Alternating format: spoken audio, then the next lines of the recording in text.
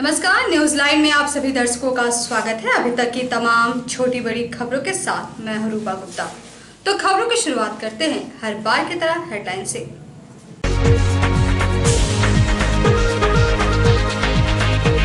उपायुक्त ने बैठक कर NH2 6 लेनिंग चौड़ीकरण परियोजना की समीक्षा। 30 सितंबर तक भूमि अधिग्रहण सुनिश्चित करने का दिया निर्देश।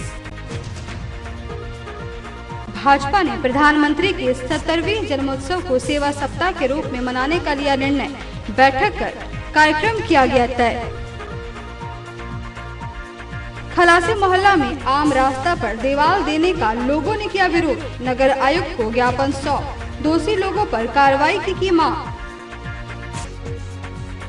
और बिरनी थाना क्षेत्र के द्वारपहरी से अपहृत हिमांशु मंडल को पुलिस ने किया बरामद। 5 लाख फिरौती के लिए अपराधियों ने किया था अपहरण। सभी 4 अपराधी हुए गिरफ्तार।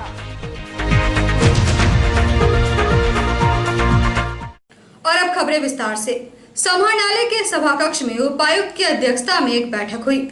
बैठक में उपायुक्त ने जिला भू अर्जन एवं NHAI की समीक्षा की, साथ ही संबंधित पदाधिकारियों को कई दिशा निर्देश भी दिए। समाहरणालय के सभागार में उपायुक्त की अध्यक्षता में जिला भू अर्जन एवं NHAI से संबंधित एक महत्वपूर्ण बैठक आयोजित हुई। इस दौरान उपायुक्त द्वारा जिला भू अर्जन एवं NHAI की समीक्षा करते हुए संबंधित पदाधिकारियों को आवश्यक व उचित दिशा निर्देश दिए। इस दौरान उपायुक्त ने कहा कि NH के अधीन आने वाली सारी जमीन को 30 सितंबर तक उपलब्ध कराना है।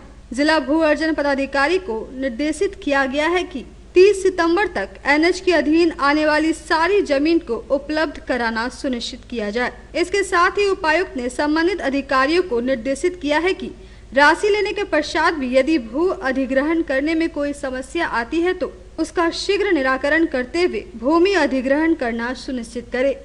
बैठक में मुख्य रूप से पुलिस अधीक्षक, अनुमंडल पदाधिकारी बगोदर सरिया, अनुमंडल पदाधिकारी डुमरी, जिला भू अर्जन पदाधिकारी, पुलिस उपाधीक्षक बगोदर सरिया, पुलिस उपाधीक्षक डुमरी, अंचलाधिकारी, NHAI के प्रतिनिधि एवं अन्य संबंधित अधिकारीगण उपस्थित थे। बिरनी थाना क्षेत्र के द्वारपहरी से अपहृत हिमांशु मंडल को पुलिस ने चतरा के मयूरहंड थाना क्षेत्र के बलिया जंगल से बरामद कर लिया है। पुलिस ने 4 अपहरणकर्ताओं को भी बरामद किया है। बिरनी थाना क्षेत्र के द्वारपहरी से अपहृत इलेक्ट्रॉनिक दुकान संचालक को गिरिडीह पुलिस ने सकुशल बरामद कर लिया है। 5 लाख फिरौती के लिए हिमांशु मंडल का अपहरण अपराधियों ने किया था। हिमांशु मंडल को पुलिस ने चतरा जिला के मयूरहंड थाना क्षेत्र के बलिया जंगल से बरामद किया है।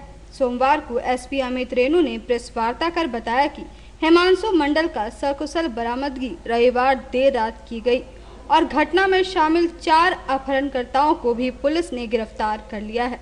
दिनांक 12/9/2020 को 7:30 बजे के आसपास एक सूचना प्राप्त हुई थी कि हिमांशु मंडल नामक एक व्यक्ति के अपहरण कर ली गई है। सूचना प्राप्त होते ही एक त्वरित कार्रवाई इसमें की गई है और जिस क्रम में करीबन 6 लोगों को अब तक अरेस्ट किया गया है और जो अपहृत व्यक्ति हैं हिमांशु मंडल, इनकी बरामदगी की गई है। साथ में जो घटना में प्रयोग किया गया व्हीकल है उसको भी बरामद किया गया है और इनके पास एक हथियार बरामद की गई है। दिनांक 12/9/2020 को अरविंद मंडल, दीपक मंडल, संजय पांडा, अनिल पांडा और इनके अन्य साथियों के द्वारा एक साजिश के तहत इस व्यक्ति का अपहरण किया गया था। इन्होंने रेकी किया था, पूर्व से उस एरिया का भी सहयोग लिया था आसपास के लोगों का, जिन्होंने इनको व्यक्ति को चिन्हित करने में मदद की थी और उसके उपरांत इस व्यक्ति की अपहरण कर ली गई। इसमें सूचना प्राप्त होते ही पुलिस ने विशेष तौर पे घटना को की गंभीरता को देखते हुए और अपहरण से संबंधित, चूँकि इसमें लाइफ एंड डेथ का सवाल होता है, तो उसको देखते हुए विभिन्न टीम्स की गठन त्वरित कार्रवाई करते हुए की गई थी। करीबन 4 टीम्स की गठन की गई है इसमें, जो निम्नवत है। एक पहली टीम जो SDPO विनोद कुमार महतो के नेतृत्व में था, दूसरा टीम SDPO नवीन कुमार सिंह के नेतृत्व में था, थर्ड टीम जो है वो संतोष कुमार राणा थाना प्रभारी जमुआ के नेतृत्व में था और एक टीम जो विशेष टीम थी जो इनके पीछे जो अपहृत अपहरण करने वाले जो गैंग का जिसका नाम सामने आ रहा था, जिसका लोकेशंस हमें जब जैसे जैसे मिलना शुरू हुआ, उनके पीछे जाने का जो काम था, उसके लिए एक टीम की गठन की गई और तकनीकी साक्ष्य एवं मैनुअल इनपुट्स के बेसिस पे इसका उद्भेदन किया गया। मैं धन्यवाद देना चाहूँगा अपने टीम मेंबर्स का, जिसने इतने कम समय में इतने मेहनत एवं लगन से इस व्यक्ति का, जो अपहृत व्यक्ति है, उसको रिकवर किया। ना सिर्फ सकुशल रिकवरी हुई है, बल्कि इसमें जितने भी मेंबर्स हैं शामिल, एक को छोड़ के बाकी सबकी अरेस्टिंग अब तक हो चुकी है। और इसमें प्रयोग किया गया जो भी व्हीकल है एवं इनके पास जो आर्म्स जो इन्होंने यूज़ किया है, वो सब कुछ इसमें रिकवर किया गया। सीसीएल संयुक्त मोर्चा की बैठक सोमवार को हुई। बैठक में कबरीबाद खदान से ओपन कास्ट खदान गई मशीनों को 1 माह के अंदर वापस नहीं लाने पर आंदोलन करने का निर्णय लिया गया। सीसीएल संयुक्त मोर्चा की बैठक जेबीसीसीआई एवं जेसीसी के सदस्य श्री राघवन के आवास पर हुई, जिसमें संयुक्त मोर्चा के प्रतिनिधियों ने भाग लिया। बैठक में यह निर्णय लिया गया कि एसीसी की बैठक में एसीसी के सदस्यों के द्वारा प्रबंधन से जो बातें हुई है उसे अमल किया जाएगा। वहीं सीसीएल प्रबंधन के द्वारा 1 माह का समय मांगा गया है। तय समय में कबरीबाद खदान की जो मशीनें ओपन कास्ट खदान से ले जाई गई है, उसे 1 माह में अगर वापस नहीं किया गया तो संयुक्त मोर्चा बैठक करके आगे की आंदोलन करने को बाध्य होगा।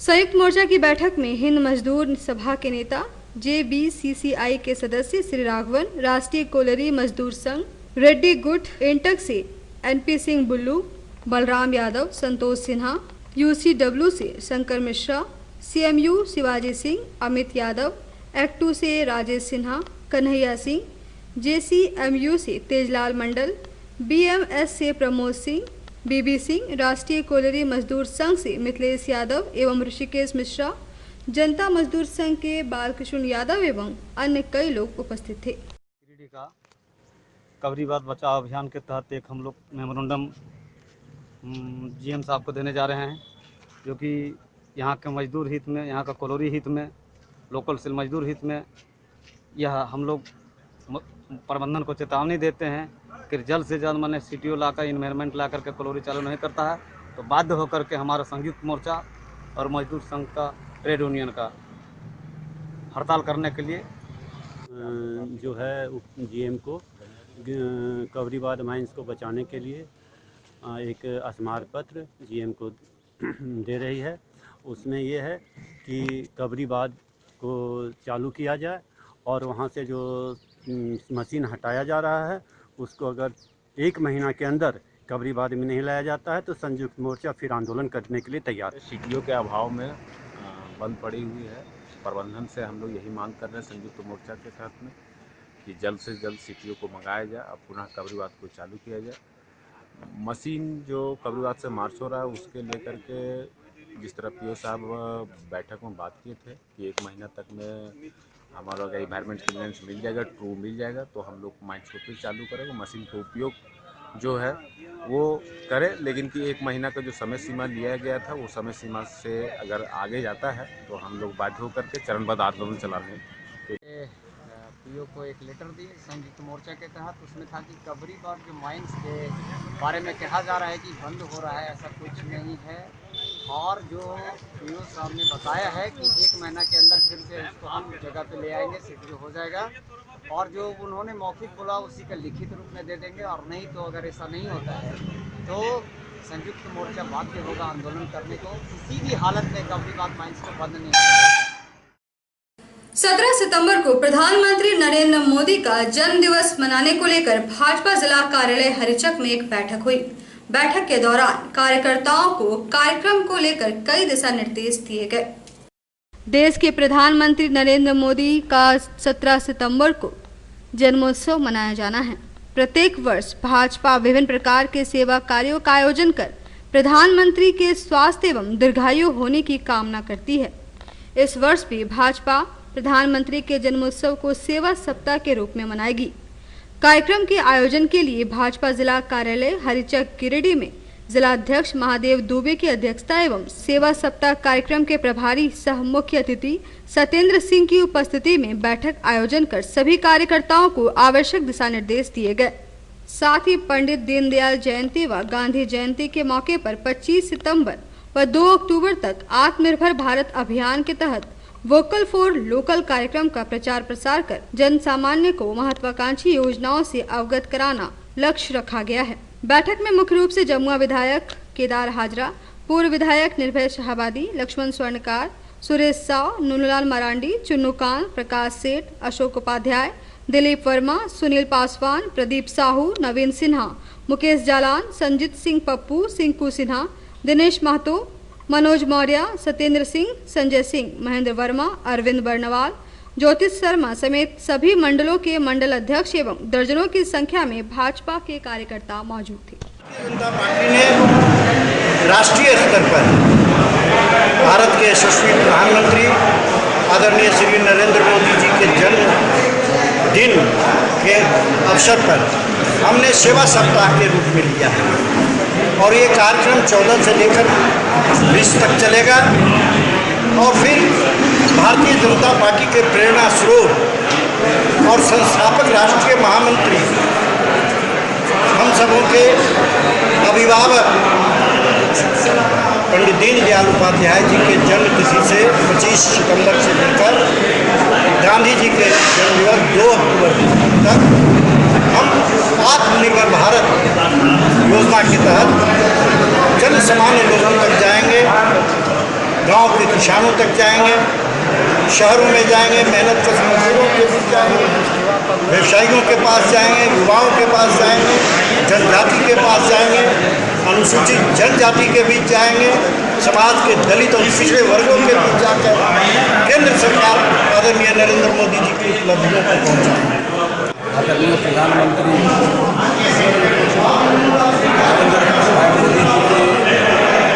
जन्म दिवस को लेकर के पार्टी ने व्यापक कार्यक्रम की योजना बनाई, इसके निमित्त आज यहाँ भारतीय जनता पार्टी की बैठक हुई और उस बैठक में जो जिले के नेता हैं उनको अलग अलग जिम्मेवारी दी गई। उस जिम्मेवारी में जो मुझे जिम्मेवारी दी गई दिव्यांगों को चिन्हित करके उनके बीच अंगों को सुविधा देने के लिए जो सामग्री है उसका वितरण करना है और ये कार्यक्रम जिले में 16 तारीख को होना है। आपके चैनल के माध्यम से तमाम जिले भर में जो वैसे दिव्यांग हैं इससे भी आग्रह करना चाहते हैं वो हम लोगों के संपर्क में रहे और 16 तारीख का जो कार्यक्रम करेंगे उसमें आने का वो कष्ट करेंगे ताकि हम उनकी सुविधा के लिए सामग्री। नगर निगम क्षेत्र के वार्ड नंबर 27 स्थित खलासी मोहल्ला में आम रास्ता पर दीवार खड़ा करने का मामला प्रकाश में आया है। स्थानीय लोगों ने नगर आयुक्त को आवेदन देकर दीवार देने वालों पर कार्रवाई की मांग की है। नगर निगम क्षेत्र के वार्ड नंबर 27 स्थित खलासी मोहल्ला के लोगों ने मोहम्मद कल्लू, मोहम्मद इमरान, मोहम्मद सोनू पर आम रास्ता पर दीवार खड़ा करने का आरोप लगाया है। मोहम्मद इसीम, मोहम्मद सबीर आलम, मोहम्मद संजय आदि लोगों ने नगर आयुक्त से आम रास्ता पर दीवार दे रहे लोगों पर कार्रवाई करने की मांग की है। लोगों ने नगर आयुक्त को इस संबंध में एक ज्ञापन भी सौंपा है। 27 खलासी मोहल्ला में रेलवे ट्रैक बिछने के वजह कर वहाँ पे आवागमन बंद हो गया है और ऑलरेडी सर्वे रोड जो है PCC रोड गया है जो कुछ दूर में जाकर लोग कुछ असामाजिक तत्व के लोग ब्लॉक कर दिए हैं। अब वहाँ पे 40-50 घर जो है आने जाने से वंचित हो गया है और रेलवे ट्रैक पार करके जाने में हमेशा खतरा का खतरा बना हुआ रहता है और ना ही तो कोई एम्बुलेंस आने जाने का जगह है और ना पैदल चलने का जगह है। और ऐसा है कि नागार्जुन का पाइप आज 1 साल से गिरा हुआ है। पानी का भी सुविधा आज़ादी के आज तक अभी तक 20 शहर में हम लोग आते हैं, 20 शहर में पानी का सुविधा नहीं है और पाइप गिरा हुआ है, बिजली नहीं दे रहा। नगर पालिका में आवेदन देने आए और ADO मैडम के यहाँ भी दिए हैं और वो जो है CO के यहाँ आज भेजने वाले हैं कार्रवाई के लिए। खलासी मोहल्ला तो खलासी मोहल्ला वाले रोडे को ब्लॉक कर दिए हैं। कल तो थाना से आदमी आके रोका दिया था, समझ गए। PCC रोड है सरकारी बना, उसी को रोक रहा है। हम लोग को रास्ता नहीं दे रहा। पानी लाने का भी पाइप है वो भी नहीं होने दे रहा, समझ गए ना। सब ऑर्डर हुआ है, सब गिरा हुआ है पाइप, आधा भी छिप गया है, वहाँ पास नहीं होने दे रहा। हम लोग एक कतरा पानी नहीं, किसी तरह का कोई न पानी का सुविधा है न रास्ता की सुविधा है। बहुत परेशानी हो बनाए, हम लोग का रास्ता नहीं है, और जहाँ से रास्ता कुछ लोग चाहते हैं कि इधर रास्ता हम लोग जाने नहीं देंगे, बोलता मेरा ज़मीन है। बोले भाई अगर आपको ज़मीन तो दिखाइए यार। हम लोग नहीं, हम लोग सीट निवेदन से हम लोग आए थे, थाना भी गए, थाना वाला काम बंद करवा दिया है। हम लोग का रास्ता चाहिए, जहाँ मकान बनता है यहाँ तो रास्ता मिलना चाहिए। सरकार बोलती भाई जहाँ जहाँ मकान जिसका बनता है रास्ता चाहिए, रास्ता नहीं है, पानी नहीं है। पानी पाइप यहीं तक गया जहाँ तक गया है, अब रोक दिया गया। हम लोग तो पानी उन्हें कुछ नहीं, पाइप कौन लोग रोका है रास्ता? कुछ लोग यहाँ दबंग लोग हैं जो यहाँ पर रहता है। इन लोग चाहता है कि इधर कुछ आगे इन लोग को कुछ नहीं मिले तो हम लोग में इतना बड़ा मकान। कहाँ पे मोहल्ला है? खलासी मोहल्ला। अभी हम लोग नगर पालिका में है। हम लोग चाहते हैं कि हम लोग किसी लड़ाई झगड़ने से हम लोग रास्ता चाहिए आने जाने के लिए, और पानी का वाला सुविधा चाहिए। जिला परिषद उपाध्यक्ष कामेश्वर पासवान ने अगदोनी कला पंचायत में नवनिर्मित छठ घाट का उद्घाटन किया। बताया गया कि लगभग 12 लाख की राशि से छठ घाट एवं चेंजिंग रूम का निर्माण किया गया है। जिला परिषद के उपाध्यक्ष कामेश्वर पासवान ने सदर प्रखंड की अगदोनी कला पंचायत में नवनिर्मित छठ घाट का उद्घाटन किया। इस मौके पर श्री पासवान ने बताया कि जिला परिषद से लगभग 12 लाख की राशि से नया छठ घाट एवं चेंजिंग रूम का निर्माण किया गया है। उन्होंने कहा कि यहाँ पर छठ घाट नहीं रहने से छठ पूजा में श्रद्धालुओं को काफी दिक्कतों का सामना करना पड़ता था। अब इसका निर्माण होने से सबों को सहूलियत होगी। मौके पर आरती देवी, गुड़िया देवी, मनोज कुमार, प्रकाश यादव, रंजीत यादव, नरेश यादव सहित कई लोग मौजूद थे।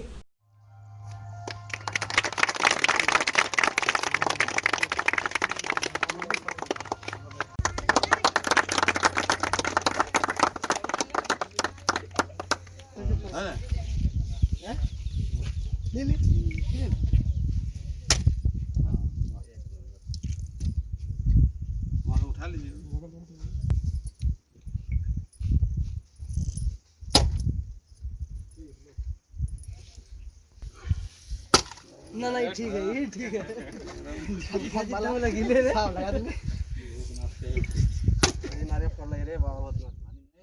अगदोनी कला और खुर्द पंचायत के ग्रामीण और छठ पर्व में माताएं बहनें यहाँ छठ पूजा करते थे, काफ़ी दिक्कत होता था। और इस दिक्कत को देखते हुए हम लोगों ने अनुशंसा करके दिए, उसमें छठ घाट की स्वीकृति हुई, जिसमें एक की लंबाई है लगभग 150 फीट और एक 100 फीट, 250 फीट है छठ घाट। ये इस क्षेत्र में सबसे बड़ा छठ घाट का स्वीकृति हुआ। मेरा जिला परिषद क्षेत्र पड़ता है और यहाँ पे उपस्थित हमारे मुख्य प्रतिनिधि मनोज जी, वार्ड सदस्य आरती देवी, गुड़िया देवी जी, जो दोनों वार्ड संख्या 6 और 7 का है। और जिला परिषद से ये काम हुआ और बहुत अच्छा वर्क हुआ है। हम धन्यवाद देते हैं संवेदक को भी और यहाँ के जनता को भी, क्योंकि ये दूसरे जगह बनने के लिए लोग प्रेरित कर रहे थे। उस जगह पहले से 2 छठ घाट है, वहाँ एक छठ घाट मैंने दिया, एक छठ घाट तत्कालीन विधायक ने दिया था। यह सुविधा हो जाने से यहाँ लोगों को, गरीब गुरबा को नहाने में, कपड़ा धोने में और छठ के समय पूजा करने में बहुत सुविधा मिलेगी। उसी सुविधा को देखते हुए आज इसका उद्घाटन हुआ। प्रधानमंत्री पथ विक्रेता आत्मनिर्भर योजना के तहत पथ विक्रेता के बीच नगर निगम द्वारा सर्वे कर 10,000 का लोन दिया जा रहा है, जिसके तहत अब तक कुल 432 आवेदन प्राप्त हुए हैं, जिसमें अभी तक 274 लोगों को बैंक से स्वीकृति मिल चुकी है। कोरोना महामारी को देखते हुए प्रधानमंत्री पथ विक्रेता आत्मनिर्भर निधि योजना पथ विक्रेता के बीच नगर निगम के द्वारा एक सर्वे कर 10,000 लोन बैंक के माध्यम से क्रियाशील पूंजी के रूप में दिया जा रहा है, जिसके तहत अभी तक कुल आवेदन 432 प्राप्त हुए हैं, जिसमें अभी तक 274 लोगों की स्वीकृति बैंक से मिल गई है और लगभग 100 पथ विक्रेता को 10,000 लोन मिल चुका है। इस लोन में 7% ब्याज सब्सिडी मिलने का प्रावधान है। सिटी मैनेजर राजन सिंह के द्वारा UPI नंबर जनरेट किया जा रहा है। वहीं लोन पाकर पथ विक्रेता खुश है और नगर निगम को धन्यवाद दे रहे हैं। पिछले 2 महीने से प्रधानमंत्री पथ विक्रेता आत्मनिर्भर निधि के तहत जो पथ विक्रेताओं को 10,000 रुपया क्रियाशील पूंजी वर्किंग कैपिटल के लिए जो लोन का प्रोविज़न किया जा रहा है गिरिडीह नगर निगम और बैंक के मार्फत से, उसके तहत अभी तक हम लोग जो है 467 के रिस्पेक्ट में, मतलब ये हम लोगों ने टारगेट रखा था कि इतने पथ विक्रेताओं को हम लोग लोन दिलवा सकें पूरे गिरिडीह शहर में। तो उसके रिस्पेक्ट में हम लोग नियर अबाउट जो है सो 450 फॉर्म एंट्री कर पाए हैं। अभी हमको लगता है कि 20-25 फॉर्म और मतलब एंट्री करेंगे, नियर अबाउट ऐसा सिचुएशन है। इन तमाम चीज़ों को देखते हुए बैंक का सहयोग बड़ा ही सकारात्मक रहा है, जिसके तहत आज तक 274 लोन को स्वीकृत कर लिया गया है कि बेनिफिशियरी को स्वीकृत कर लिया गया है लोन देने के लिए 274, और जो 68 लोगों को जो है सो विचाराधीन रखा गया है कि हाँ इनको लोन दिया जाए नहीं दिया जाए, कि इन लोगों को भी नहीं तो स्वीकृत कर दिया जाएगा। हमारा प्रयास है बैंक में विजिट कर करके कि लोन को स्वीकृत करा दिया जाए, अगर बेनिफिशियरी सही है तो। हम लोग लॉकडाउन में स्थिति खराब हो जाने के कारण 10,000 रुपया का PM योजना के अंतर्गत हम लोग को नगर पालिका द्वारा मिला है, और इलाहाबाद बैंक पचम्बर से हम लोग को मिला है, और इस 10,000 रुपया से हम लोग अपना गुजर बसर अपना धंधा पानी में लगावेंगे। होमगार्ड वेलफेयर एसोसिएशन ने गृह रक्षकों के बकाये वेतन भुगतान को लेकर उपायुक्त को ज्ञापन सौंपा है। गृह रक्षकों ने सरकारी संस्थान से प्राइवेट गार्ड हटाकर गृह रक्षकों को पदस्थापित करने की भी मांग की है। जिले के स्वास्थ्य केंद्रों में प्रतिनियुक्त 56 गृह रक्षकों को 10 माह से वेतन भत्ता का भुगतान नहीं हुआ है, जिससे उनके समक्ष भुखमरी की स्थिति उत्पन्न हो गई है। सोमवार को होमगार्ड वेलफेयर एसोसिएशन के गृह रक्षकों के बकाये वेतन की मांग को लेकर उपायुक्त को ज्ञापन सौंपा है। एसोसिएशन के जिला अध्यक्ष सुरेंद्र प्रसाद सिंह ने कहा कि दुर्भाग्य है कि गृह रक्षकों के रहने के बावजूद सरकारी संस्थानों में प्राइवेट गार्ड रखे जा रहे हैं। दिनांक 14/9/2020 को होमगार्ड के 10 माह से बकाया भत्ता के संबंध में हम एक प्रतिनिधिमंडल मुख्य अस्पताल अधीक्षक अवधेश सिन्हा जी से मिले और उन्हें मांग पत्र दिया और आग्रह किया कि आप बकाये भत्ते का भुगतान अतिशीघ्र करवाइए, और अगर 1/10/2020 तक बकाये भत्ते का भुगतान नहीं हुआ तो 3/10/2020 से जिले के होमगार्ड्स और संघ आपके कार्यालय के समक्ष अनिश्चितकालीन धरना पर बैठेंगे। CS साहब ने आश्वासन दिया कि मैं इस संबंध में अपने बड़ी पदाधिकारी को पत्राचार किया हूं और मैं निश्चित रूप से पत्राचार करूंगा, आप लोगों का उचित मांग है, उन्होंने भी आश्वासन दिया है। इस संबंध में मैं माननीय विधायक गिरिडीह सोनू कुमार से भी आज मिले और उन्हें भी पत्र दिया। उन्होंने भी उपायुक्त महोदय को अग्रसारित किया है और उन्होंने भी कहा है कि मैं भी स्वास्थ्य मंत्री और मुख्यमंत्री से बात की संबंध में करूंगा और आपके मांग के साथ में रहूंगा, आपके साथ रहूंगा। हिंदी हमारी पहचान, हमारा गर्व है। विश्व में सर्वाधिक बोली जाने वाली भाषाओं में से एक है हिंदी। हिंदी भाषा भारत का गर्व है, जिसका सम्मान व विस्तार हर हिंदुस्तानी की नैतिक जिम्मेवारी है। हिंदी भाषा को संरक्षण और बढ़ावा देने के लिए सभी को आगे आना होगा। हिंदी दिवस के मौके पर न्यूज लाइन के मनीष पाठक ने DAV इवनिंग कॉलेज की प्राचार्य डॉक्टर पूनम शर्मा से खास बातचीत की। तो चलिए आपको भी दिखाते हैं इनकी खास बातचीत। नमस्कार। हिंदी दिवस के अवसर पे आज हमारी साथ हैं डॉक्टर पूनम शर्मा, जो DAV इवनिंग कॉलेज की प्राचार्य हैं। आइए उनसे हिंदी दिवस के अवसर पर कुछ बातें करते हैं। न्यूज़ लाइन में आपका स्वागत है। धन्यवाद। हिंदी दिवस के अवसर पे मैम आप क्या कहना चाहती हैं? हिंदी दिवस के अवसर पर मैं सबको बधाई देना चाहती हूँ, क्योंकि हिंदी दिवस मनाने के कारण ही हमारे समाज में हिंदी के प्रति जो एक कमी थी कि जहाँ पाश्चात्य भाषाओं को ज़्यादा महत्व था, तो वहाँ हमें जागरूकता हुई और हमने हिंदी को भी सम्मान देना शुरू किया। ये हमारे संविधान में वर्णित है 1949 से। 14 दिसंबर को हम हिंदी के उत्थान के कारण इसको मनाते हैं, पूरा पखवाड़ा मनाते हैं, जिससे हमारी आने वाली पीढ़ियाँ हमारी भाषा को और मजबूत करें और उसे प्रचार और प्रसार कर सकें। मैम, हिंदी भाषा का संरक्षण हम लोग किस प्रकार कर सकते हैं? क्योंकि जैसा हम लोग देख रहे हैं कि पाश्चात्य संस्कृति का हमारे समाज में बहुत ही ज़्यादा प्रभाव है और कहीं ना कहीं जो पेरेंट्स हैं वो सोचते हैं कि अंग्रेजी जानना पढ़ना काफ़ी ज़रूरी हो गया है अभी इस वक्त। तो इस मानसिकता में कैसे हम हिंदी को संरक्षित रख सकते हैं? हिंदी को संरक्षित करने के लिए आपने सही कहा कि हमारी मानसिकता में सुधार की आवश्यकता है और ये मैं आपको आश्वस्त करूं कि हमारी मानसिकता में सुधार हो रहा है। वो इसलिए कि आज जितना भी विदेशी बाजार है, देखिए हर चीज़ अर्थ से जुड़ी हुई है।